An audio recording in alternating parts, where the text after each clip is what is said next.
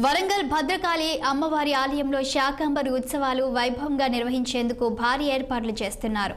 ఆదివారం రోజున భద్రకాళి అమ్మవారిని వివిధ రకాల కూరగాయలతో శాకంబరిగా అలంకరించనున్నారు.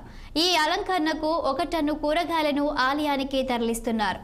అటు వరంగల్ నగరంలో మహబూబాబాద్ వెంకటేశ్వర సేవా సమితి ఆధ్వర్యంలో శాకంబరి శోభాయాత్ర నిర్వహించారు. శోభాయాత్ర పోచమ్మ మైదాన్ నుంచి శ్రీ భద్రకాళి దేవస్థానం వరకు కొనసాగింది. శోభాయాత్ర ద్వారా సుమారు 2500 మంది సేవకులను ఊరేగింపుగా ఆలయానికి తీసుకువచ్చారు. ఈ కార్యక్రమంలో ఆలయ చైర్మన్ భద్రకాళి శేషు, ఈవో శేషు భారతి, ఆలయ సిబ్బంది పాల్గొన్నారు.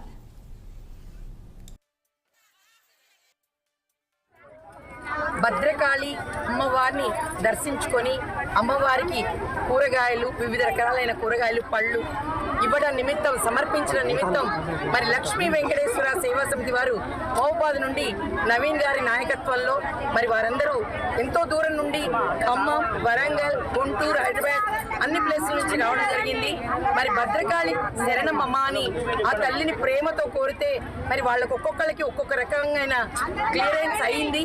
కనుక అమ్మవారి యొక్క పేరు ప్రతిష్టలు తెలియడం కోసం, అమ్మవారిని ప్రేమగా కొలుచుకోండి, అమ్మవారి యొక్క ప్రశస్తి తెలియజేయడం కోసం ఎంతో మంది భక్తులు ప్రేమగా మరి వర్షమైనా లెక్క చేయకుండా ఈరోజు మరి కూరగాయలు పట్టుకొని రావడం జరుగుతుంది.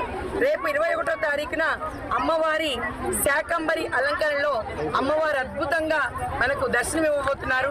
కనుక ఆ యొక్క కార్యక్రమం ఈరోజు సాయంత్రం నుంచి మరి అన్ని రకాల కూరగాయల్ని కుచ్చి దేవాలయం అంతా అలంకరించడం జరుగుతుంది.